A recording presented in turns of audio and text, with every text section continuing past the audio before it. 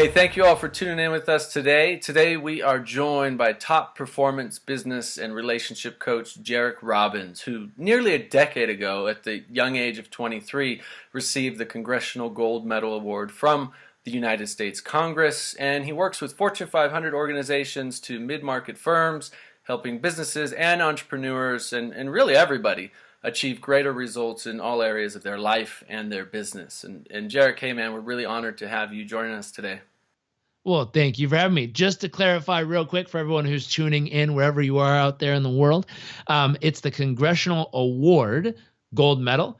The only reason I'll clarify that is the Congressional Gold Medal is what like astronauts and like the Gandhi and like people like that achieve from the U.S. Congress. The Congressional Award Gold Medal, the reason I always mention in my bio, it's a youth award, but it's something that's earned, not given.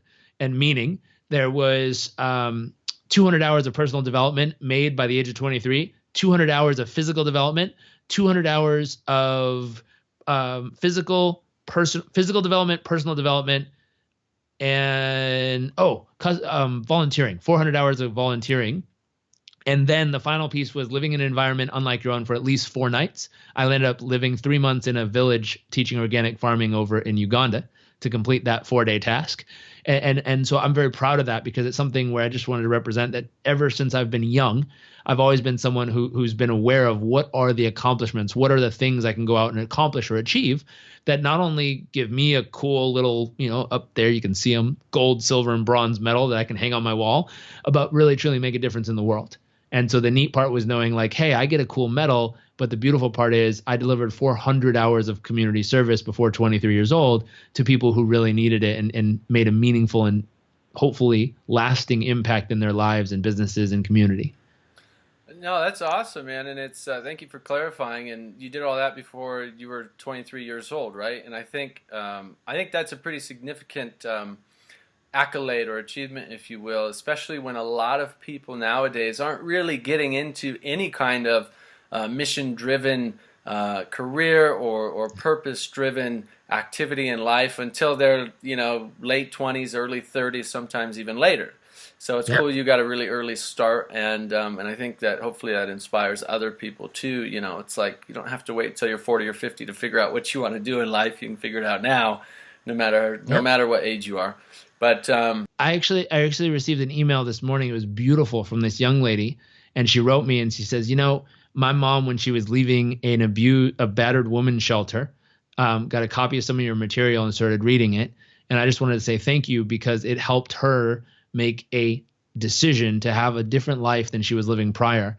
And she says that's affected me in my life, and what I've been able to accomplish and experience and achieve, I don't think would be the same if she didn't cross paths with some of that material on that day when she was leaving.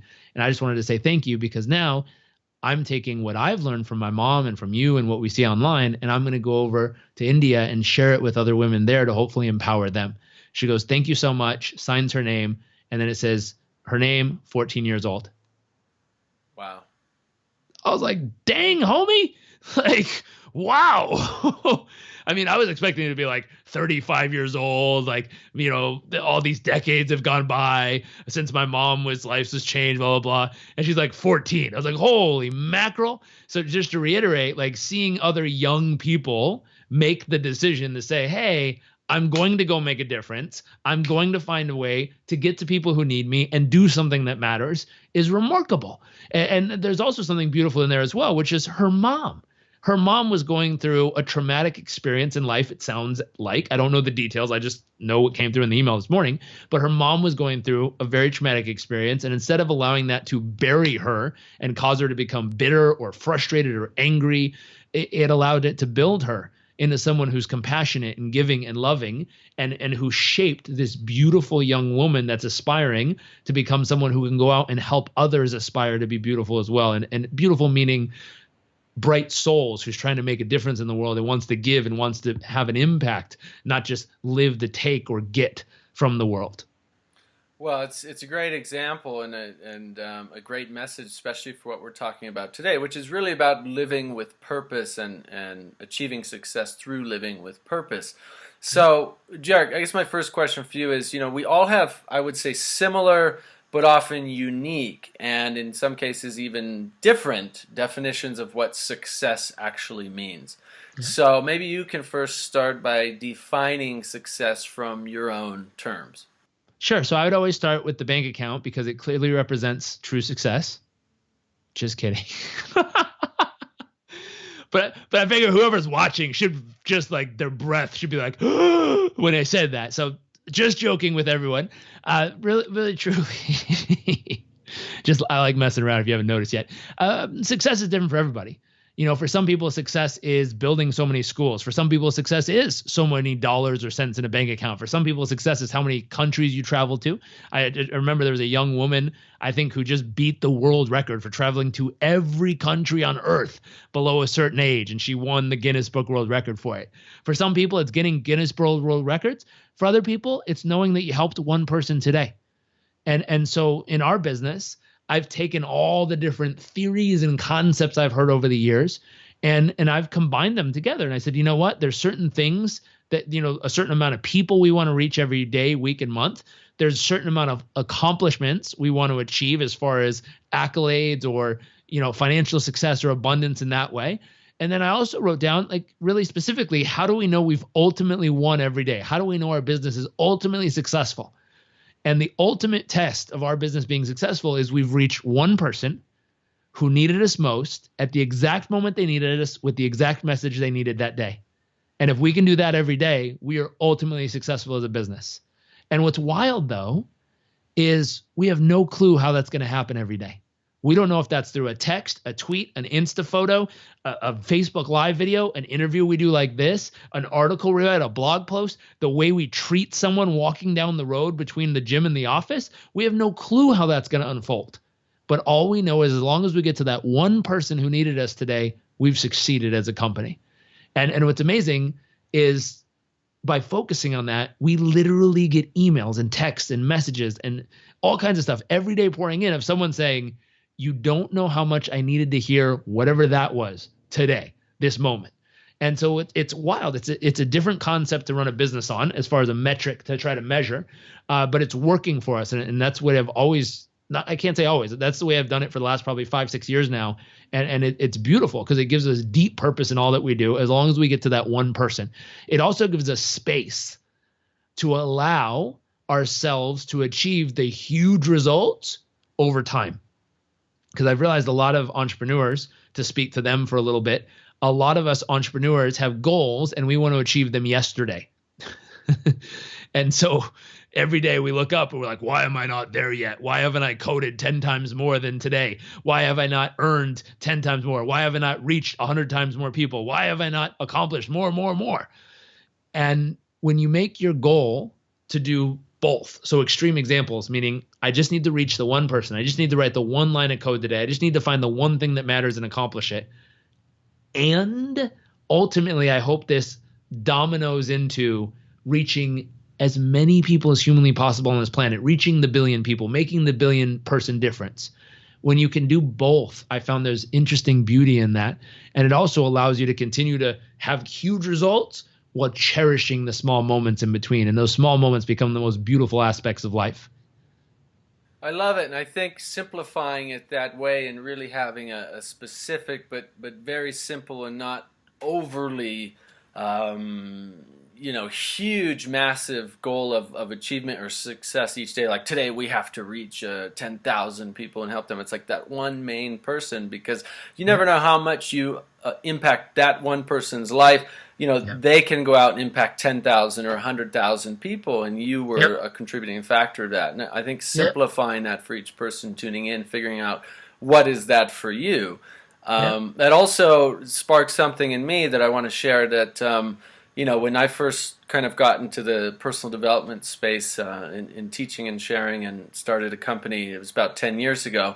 And, we started getting testimonials from time to time, and it was like, I would, save every single one of them and like, oh, this is so great. And how can I, use this to one, it was, making me feel fulfilled. And number two, it was like, it'd be great to use this for furthering our business and all of that. And I probably was that way with, as people would email in, positive messages like that about the work we had done for probably 4 or 5 years. And then eventually, I think we've gotten so many thousands of them. It was, I think, 4 years ago. I just kind of, every time they come in, it makes me smile.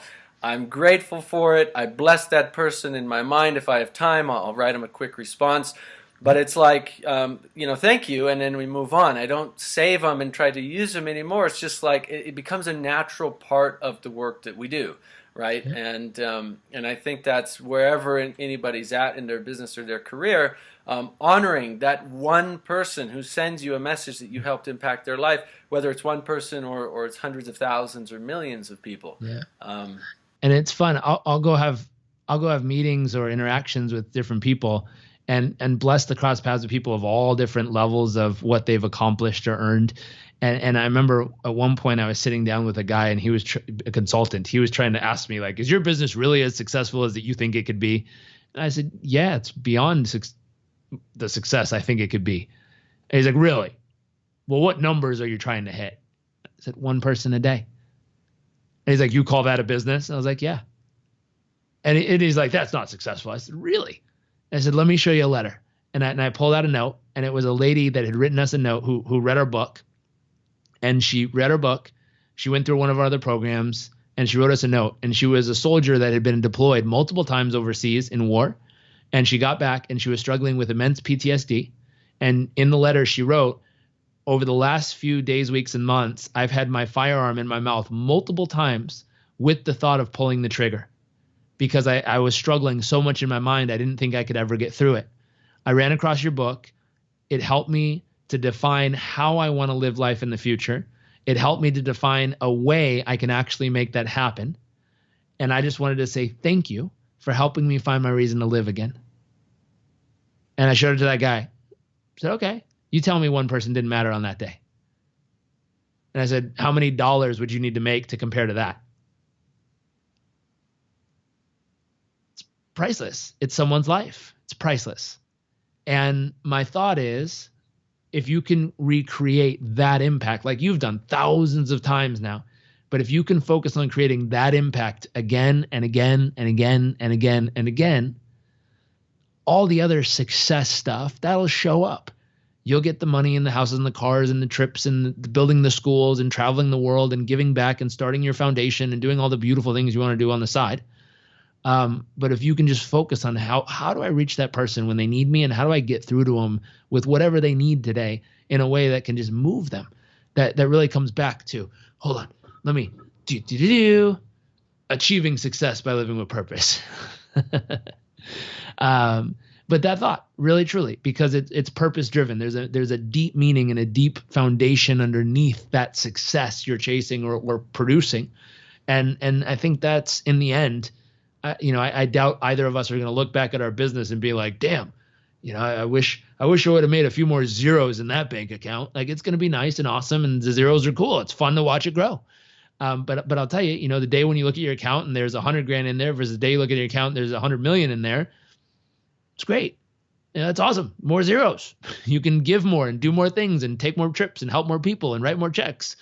But the day you look down and say, hey, there's one more person that's added to the list of having a better life because I was here that day or that moment or that time, that list becomes invaluable. So I want to talk about your why and everybody's why who's watching, because part of your, obviously, purpose and mission is to impact people in that way, one person at a time. Sure. And obviously you've impacted so many people's lives. But what is it that drives you, and how important is that for everybody watching to connect to, the why, the driving force behind what they want to do in this life? Sure. So something that drives me is that, I love growth, but I love helping. I love people, period. I just like people. And if you ever hung out with me, you'd see me hanging out with homeless people. You'd see me hanging out with, people who've done really well in all different categories of life. And I'm just curious about them. And I like people who also like people and like to grow. So I tend to attract the different parts of the world that has people of similar mindset. But even if I'm around them or not, one thing that really drives me is, I think Chip Conley did a really great job at giving some framework to it, where he says there's kind of 3 different levels of relationship you can have with any human being, whether it's personal, business, anything. And one is transactional. And so transactional is an area of life I spend a good amount of time in, and I think most people do, which is you communicate and connect with people purely based on the transaction you believe that might be able to occur. And so like you said, some of that testimonials that came in, there was a little bit of transactional relationship there, which is like, hey, how can I use this to make more of them? How can I use this for my next transaction? And the transaction is to help people, but it's still a transaction. And he says the second layer of relationship really goes into deep relationship, which it's like, wow, this testimonial came in. Oh my gosh, that's amazing. I want to know more about this person. I mean, I just want to know you. I want to hear more about it. I want to connect with you. I want to spend time just getting to know your needs, your wants, your desires, not to sell you anything, not to have my perfect sales pitch letter to write you something online. I want to know you just because I want to know you. And I want to get to know you so well that hopefully, I'll be able to help somehow or be able to add something of meaning to your life in some way. And that's all. Like I'm not, and if a transaction's made, wonderful, but that's not why I'm here. I'm here because I want to know you. And the final level he talks about is, I'm here because my hope that our interaction together will transform you. And just in some small way or some profound way in your life, you will become a different human being because of the fact that our paths crossed. And a different human being for the better, hopefully. And it's like, wow, how do we show up in a way where we can transcend those pieces? And if you look for a reason why, my purpose would be constantly trying to evolve my interactions with everybody, including myself, from moments of transaction. And all of us have all these moments. There's always moments where we're transactional. There's always moments where we're relationship driven. There's always moments where we're transformation driven. But my goal is figuring out how do we constantly push ourselves to evolve. And a transaction may happen, great. But even if no transaction happens, but I get to know you deeper as a human being, I'm fucking pumped.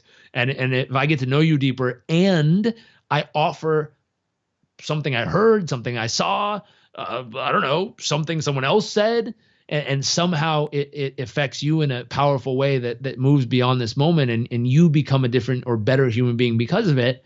Wow, I got to live at kind of the peak of that hierarchy of needs for that very moment in time. And my belief is if we can continue to live like more of that and find more ways that our interactions, the way we talk to people, the way we listen to people, the way we connect with people can help create more of those transformational experiences, it leaves a ridiculously amazing ripple on this planet. And the interesting part, though, I also like to hang out in San Francisco and other cool places where you see a lot of very intentionally filled conversations. And sometimes it feels like you're staring at an alien who's got really big eyes and wants to transform you in this conversation. Which I love my friends up there. And sometimes I'm one of them staring back at them like this. And we will transform, brother. We will both do this. And at the same time, it's like sometimes let's just dick around and be friends and show up in a way with great intentions that hopefully transforms us. And if it doesn't, at least we have a hell of a good time hanging out. So as much as I'm into the depth, I also like just being real and having a fuck ton of fun along the way. Excuse all the language for whoever hates cussing. I apologize. I love that you brought that up, man, because it was I was living in Oceanside, and this had to be 5 years ago, and I was like really, really entrenched, as I still am today, but I think heavily. I mean, 12 hours a day I was doing sometimes meditation and deep inner spiritual work, and I got to that point where it was like, every single conversation I had with people, I felt like I had to influence them in a positive way, and it was like, and I know there's a lot of people like that because we do. Everybody tuning in has such incredible gifts to share and such power and transformational wisdom to share that I think there's that fine line between recognizing our confidence and courage and ability to help and transform versus crossing over into a little bit too much force or a little bit too much ego, if you will, where you feel like you have to impact people. And it's like, it gets tiring, man. It really gets tiring. And I went through a huge transformation from that and came out the other side, what I feel a lot more calm and relaxed and patient person where it's like every conversation to me doesn't have to be about changing somebody's life. It can just be about tuning in and listening. And it doesn't have to be about teaching them about their diet and health, even though that's been one of my main focuses for over 10 years. It can just be, just hanging out and having a good time, like you said. And I think there's that, it's finding that balance, right? It's like, are you overexerting yourself into, too much influence versus just keeping it real?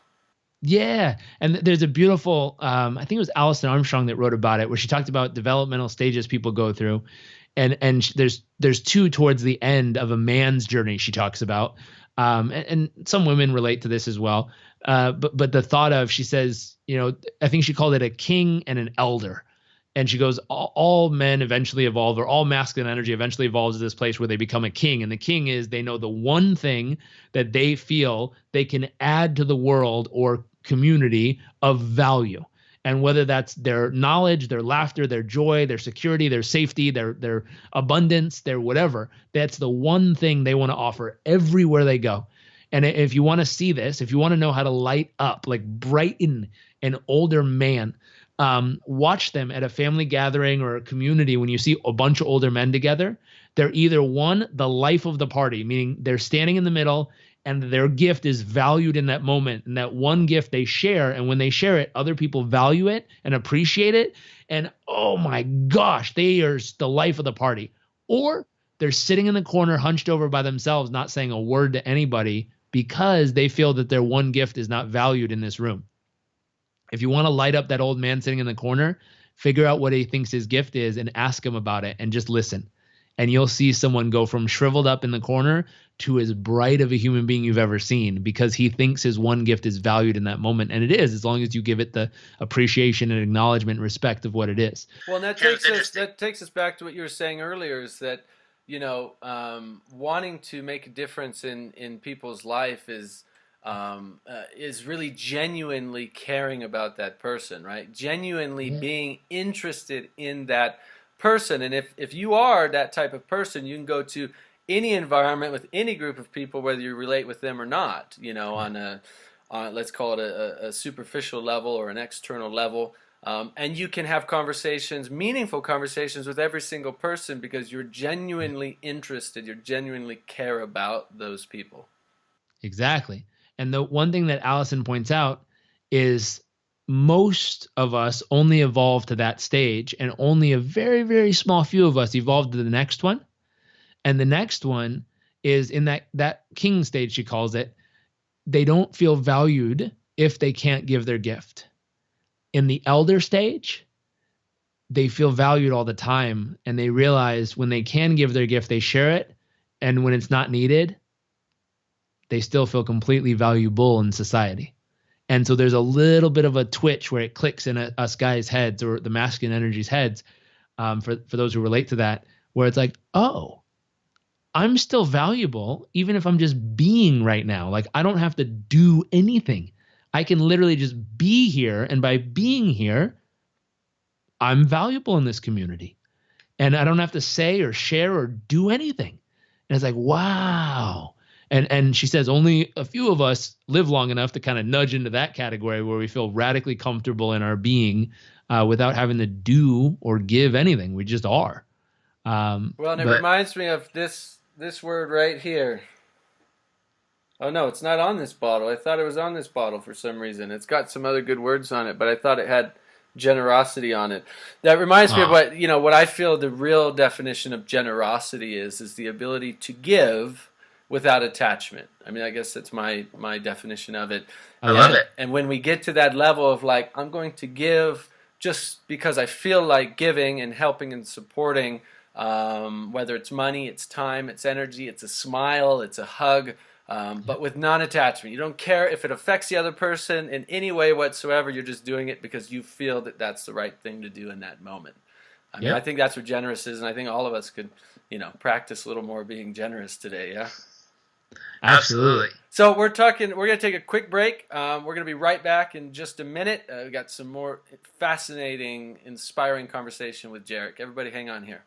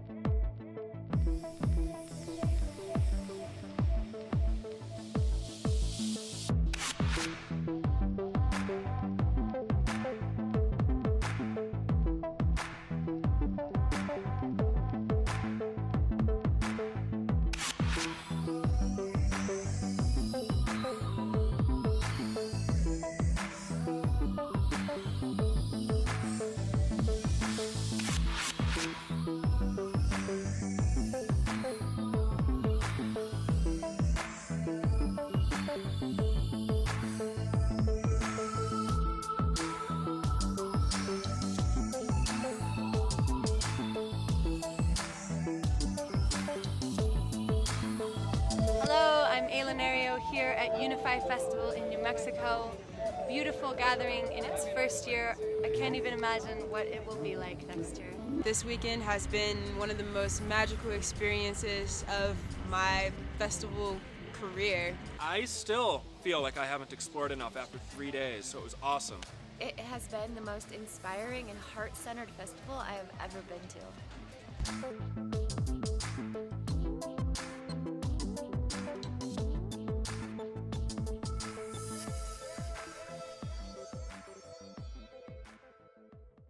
Hey, welcome back, everybody. We're here with Jairek Robbins, author of Live It, Achieve Success by Living with Purpose, and we're going to dive deeper into this conversation.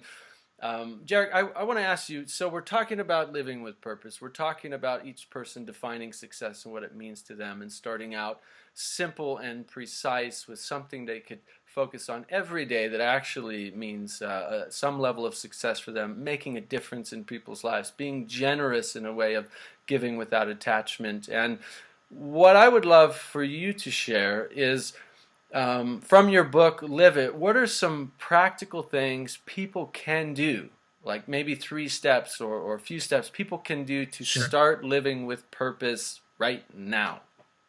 I'd start with having a vision. Like, you got to know where you're going if you're going to live on purpose, because without a vision, there's really no purpose. You're just surviving or meandering through life.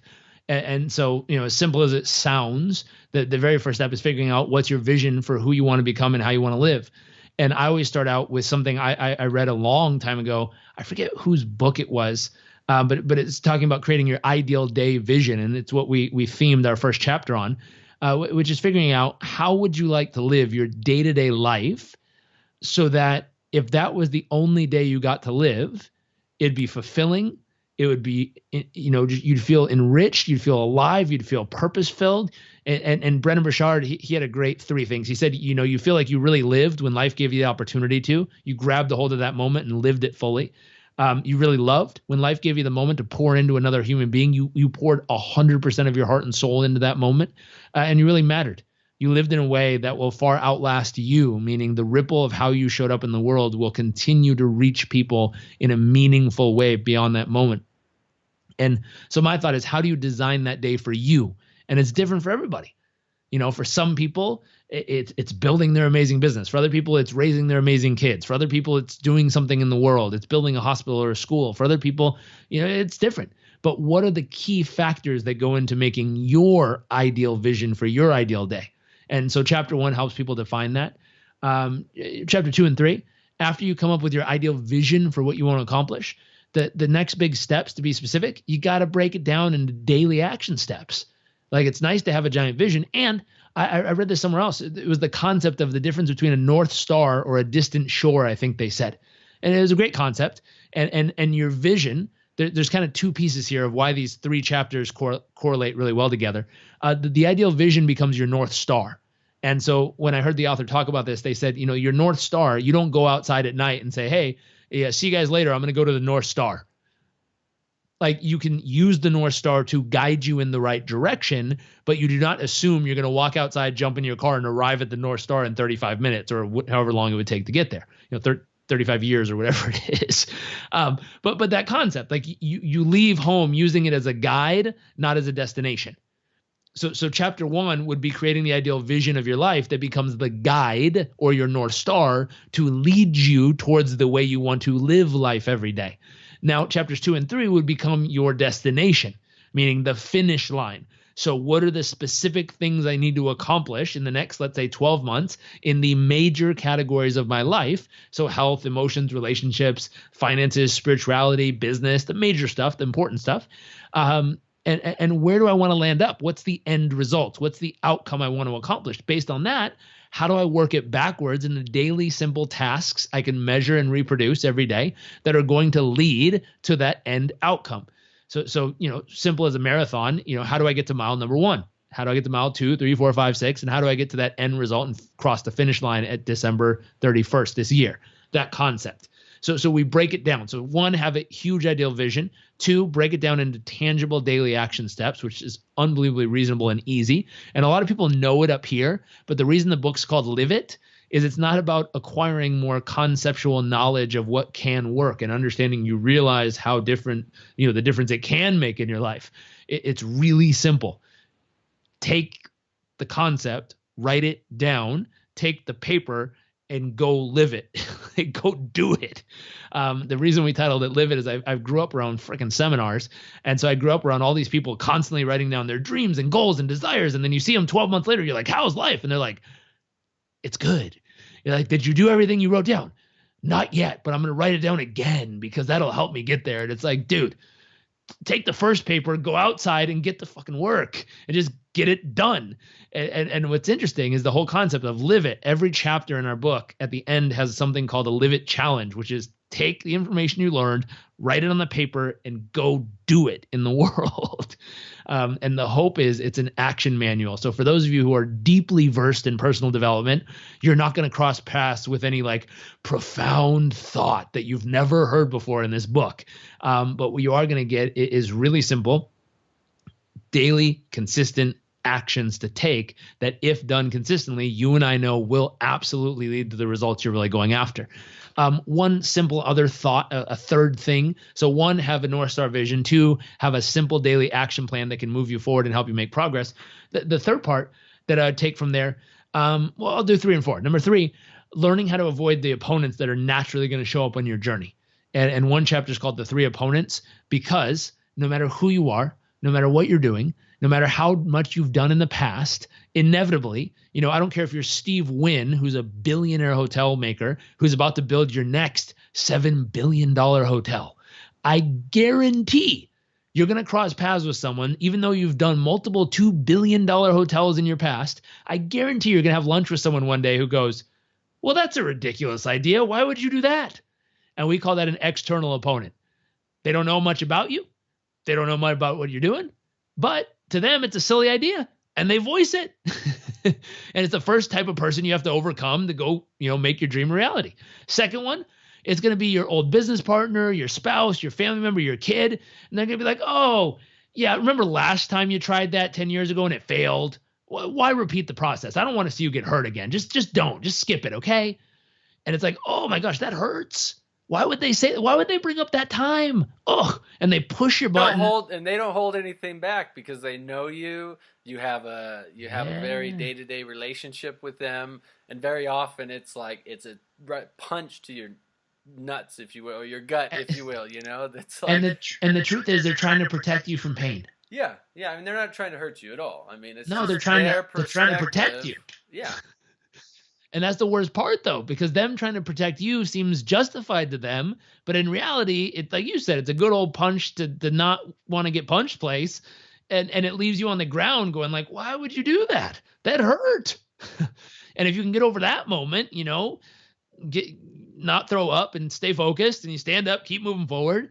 Eventually you get to the hardest opponent at all, which is the one day you look in the mirror and you look at the results and you look at the plan and you look at the results and you look at the plan and it don't match. And you're like, is this even working? Am I delusional? Like, have I convinced myself that it's working when it's really not? Or like, am I sane? What's up? And we all have that moment. And that's the third opponent, which is the internal opponent, which is the hardest one. It's the day you doubt yourself. And we give people a very specific formula. We call it a truth formula of little things you can do each day to build yourself mentally, emotionally, physically, spiritually, to keep yourself the strongest version of you.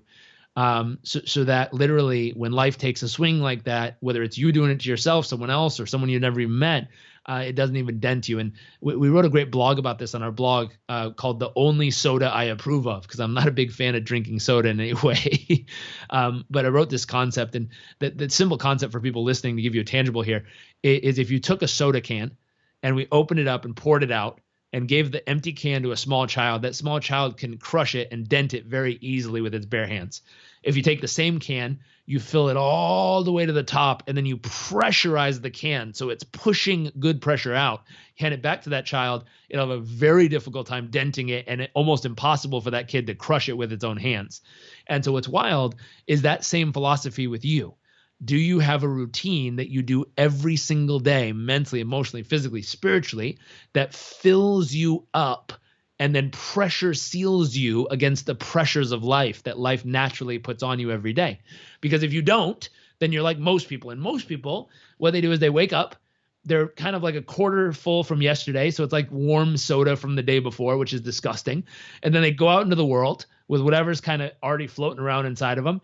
And life takes one swing and instantly crushes the person's spirit, emotional fitness, emotional strength, or fortitude is gone in an instant because one thing went wrong. And that could have been, spilling coffee on your shirt or blouse. That could have been getting on the freeway late to a meeting and having traffic and being like, boom, crushed in that moment, mentally, emotionally, physically, spiritually. And it's like, wow, you didn't even stand a chance. That little tiny thing crushed you instantaneously versus if you have some type of routine, and these routines are different for everybody. For some people, it's meditating. For some people, it's working out. For some people, it's chanting. For some people, it's writing down their goals and focusing on them. For some people, it's defocusing. I was talking to my friend who runs the neuroscience lab at Stanford. He says, if you're creative and you're trying to meditate to be more creative, you're doing the exact opposite thing you need to be creative. You're activating the focused side of your brain instead of the unfocused side of your brain. And he said, if you want to be more creative, look out the window, stare at the horizon line, and defocus your eyes for 3 minutes and let everything in, and then watch how much more creative you are because you just activated the creative side of your brain. So literally, it's figuring out what works for you depending on what outcome you have and what you're trying to accomplish and where you're trying to go, that North Star. Now, based on that, whatever it is, make sure it fills you up, it fuels you up, and then do something to pressure seal it so that you feel like you could literally run through a freaking brick wall. Or if an army or a whole, the New Zealand All Blacks rugby team stood outside your front door and said, you're not allowed to go do what your mission is today, you'd feel so invincible. You'd be like, I'm about to run y'all over if you don't move. And you'd walk right through them with confidence. And it doesn't matter if you're 5 feet tall, 4 feet tall, or 10 feet tall, you'd have so much internal confidence and strength. And you'd be so connected to your North Star and your vision and your outcomes that you'd walk right through them and they would just move the hell out of the way, worried you might kill them. With love and kindness, hopefully, but you take them out. Yeah, exactly. You got to throw that on the end there for sure. What is your routine? What are some of your daily habits that make you activated and charged and help you achieve your success? Sure. I got a bunch of them and I rotate them depending on, I don't like stuff getting stale. So if one starts to feel stale, I'll rotate it in with another option. And so things I always include, number one, meditation, because my thought is I need to somehow clean out all the leftover stuff that's floating around from yesterday, thoughts, feelings, emotions, anything. I need it out. And I need to start clean, tabula rasa. I want to start with a clean slate and then fill up with what I choose to put in instead of whatever's left over from yesterday. So the first thought is meditation. Now there's three different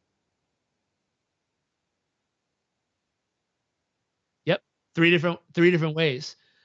One, Wim Hof, just pure breath meditation. The breath of fire, basically, if you're familiar with that. So 30 deep breaths, and then on the last one, hold it out for about a minute. Then repeat it and do a minute for the first hold, a minute and a half for the second hold, 2 minutes for the third hold. And all of a sudden it releases adrenaline and it lowers stress at the same time, which again, my friend, Dr. Andrew over at Neuroscience Stanford Lab, who runs that, he says that produces some type of hyper performance, he calls it, which is the ability to have adrenaline secreted into your nervous system while lowering your stress at the same time. And it's like, wow, that's powerful because it's giving you all the benefits of fight or flight with zero of the consequences. And it's like, wow, that's pretty cool. So breathing meditation. Two, I like the device called Muse, that little headset, because I tend to like metrics. I like data. I like facts. So sometimes I meditate. And in the beginning, I would sit there and have a conversation with myself for 12 minutes, open my eyes and be like, I meditated. I sat quietly while I talked to myself in my brain for 12 minutes. And I'm like, well, was that really meditation or am I lying to myself? I don't know. And I thought I did it, but I don't know. Like half the conversation seemed normal. And now with Muse, you slap the little thing on your forehead and it gives you a basic level EEG scan of your brain while you're meditating. And it gives you an actual report. And so let me show you real quick. If for those of you who haven't seen this, let me see. Here was my report for this morning. Like it shows me, I only did it for 3 minutes, but for that 3 minutes, it shows me how well I was able to keep my brain calm, active, or neutral. And like I get an actual report. Now here's what's wild. When I first got home from a trip we just took, here's what it looked like only 3 days ago. pretty active, meaning I got back from a trip. I had a lot of stuff going on. My brain was firing on all cylinders in every direction. And even with practice, breathing, calming, centered, my brain was still like, yeah, right, everywhere. And so 3 days later, just to show you where it went back to this morning, 3 days later, right back to here. And it's like, wow, I can see that it improved. So second type of meditation is using something like a muse, where you can actually see the metrics of improvement and you know when it's working or not. The other thing I love about it, it gives you actual feedback while you're in the session. So if you start to have a lot of thoughts, you'll hear like storms and lightning bolts and thunder. And when your brain goes completely clear and you're able to focus just on your breath, you hear like birds chirping and beautiful ocean sounds. So it gives you biofeedback in the moment and tells you if you're doing it right or not. The third type, for really active people, some of us just can't even sit still long enough to do fucking muse.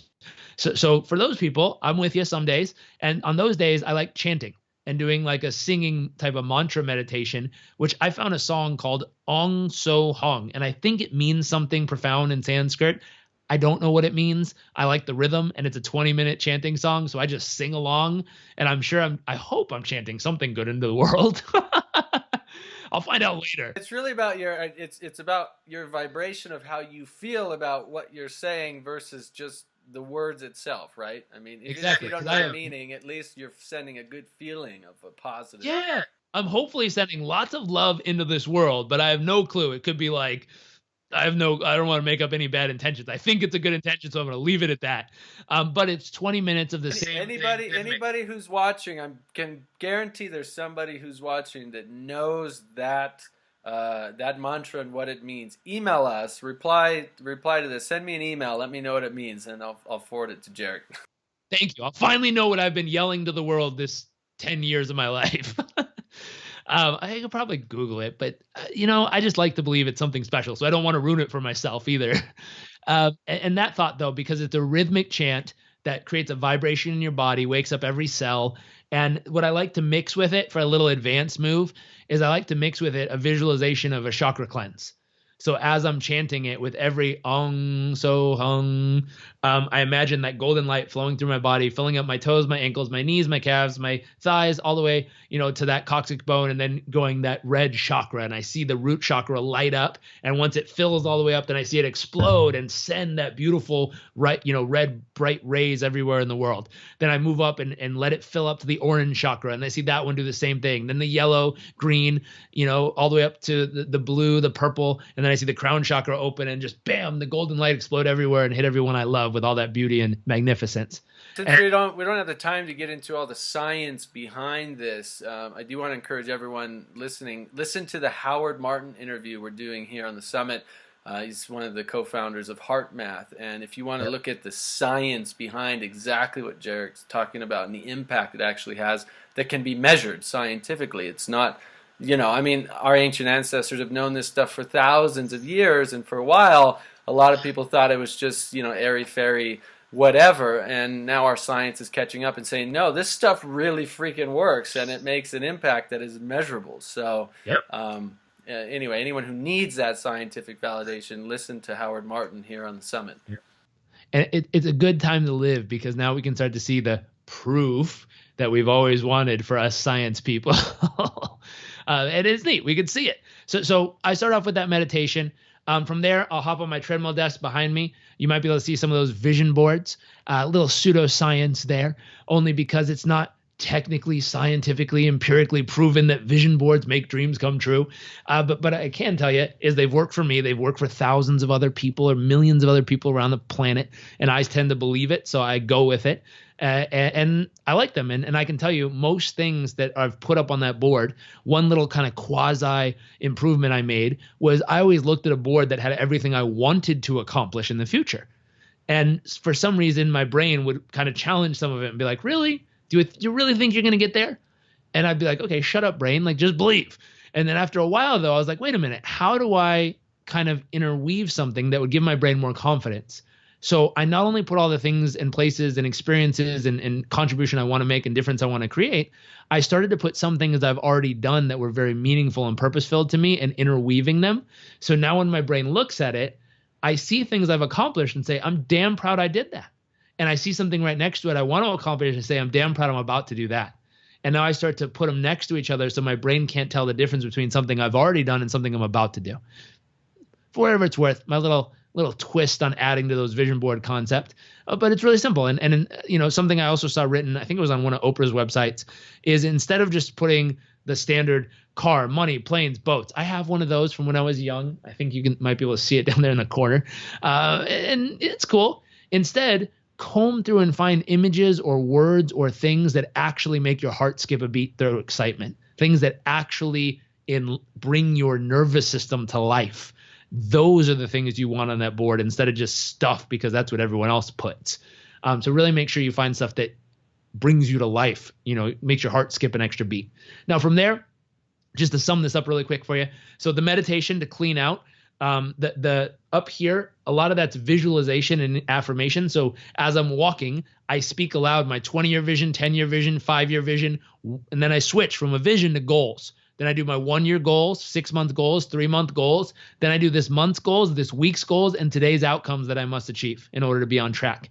And what's wild is when you work backwards, today leads to this week, leads to this month, leads to this quarter, leads to this 6 months, leads to this year, leads to the 5 years, 10 years, and 20-year vision for my entire life. So to go back to the book concept, chapter 1 is how to design your absolute ideal day. Chapter 2 through 11 is how to turn that day into reality based on experience and all the research we've done with our clients and what's worked for me and all of them. And chapter 12 is finally, if it worked to turn the one day into reality, now use chapter 12 to create the next 5, 10, and 20-year vision for your life and use the same concept to turn that into reality. Oh, I love it. And I love that you do that every day and you work backwards from the biggest vision down to basically the day, because I was going to mention this earlier, is when you have a huge vision, and it is a vision that it's like your ultimate vision, but you want it tomorrow or in a month or even in a year, but it's like something that honestly could take 10 or 20 years and you don't see much progress towards it. People get discouraged, right? Yeah. And so having those little steps along the way to achieving that, those little wins each day and each month that are bringing you closer to that, I think is huge. So I'll show you something wild I saw, purely based on financial wealth here, but this is age 14 to 83 of Warren Buffett, and the purple represents his wealth growth over the time. So nothing until age 53. No, is that 52, 53, 56? So right around between, I mean, nothing on his chart is millions of dollars, but like, if you zoom in a little, like imagine if he would have given up at 36 and being like, hey, I'm nowhere close to where I think I'm going, so I'm just going to stop here. Like, don't get me wrong, he did great. He had $8 million at 36. But the difference between 36 to 56 is the difference between $8 million and 56 is 1.4 billion. If he would have given up and been like, oh, I'm nowhere close, I'm just going to give up now, that, 20-year period of time, or 30, what is it? 20-year period of time is the difference between millions and billions. And most of us get tired at the millions mark and they're like, well, I guess this is good enough, so I'm just going to stop here. Instead of believing that if we keep going, compound interest will kick in. And right now he's 83 with 50, what is the hell is that? 58.5 billion. But look at where all the growth came. All the growth came in those last 4 chunks. and what's wild is that's what happens so many times in our visions, our business, our dream. And we don't realize as we're working towards that North Star, the most growth we're going to get accelerates rapidly towards the last part of the journey. And so most of us want all that to happen now, right in the beginning. And I mean, I'll be dead honest. For some of us, we wouldn't be ready if it did. How do I know that? Watch people who win the lotto. They want to be at the end result. They get there and oops, it's gone in 2 years and they're in debt over it. You're like, what happened, pal? It was your dream. You were financially free for 24 months of your life and now you're not. And you scratch your head and they're like, they weren't actually ready and prepared for that kind of result in their life. Versus if they would have spent, 40, 50 years building it, they would have had the discipline, They would have had the courage, they would have had the insight, and hopefully the mental and emotional strength to go, wow, it took me 50 years of an investment of life to make this. I'm going to do something really intelligent with it. Versus it only took me $1 and I made it now. Shit, I'm going to buy some boats and yachts and mountains and whatever shit else I could buy for this money. Oops, it's gone. Damn, I'm out. Because they didn't value it and they didn't respect it and they didn't have the, I don't know what you want to call it. The experience. I mean, what you're talking about is just that hard-earned wisdom, that experience of failure and achievement, and failure and achievement to a point where you learn the lessons that compound that interest, that compound your success, that grow on top of it. I mean, we've all had failures, and some of us have had massive failures, and some of us have had many failures, and it's just a matter of when that happens, you pick yourself up and keep going. You learn from it, and ultimately, when you learn from it, you're not going to repeat those failures again, right? So hopefully, yeah. When we learn from it, is what I'm saying, is that then it's like, oh, I know how to avoid that because we're not going to repeat it again. But listen, Jairek, hey man, thank you so much. It's been an honor chatting with you today. Really appreciate everything that you shared. I mean, you're an inspiration to so many people, and definitely honored to have you here on the show. So thank you so much. Thanks, man. Well, thank you very much, and thank you for everyone who took time to tune in. It's beautiful and wonderful to see you digitally here.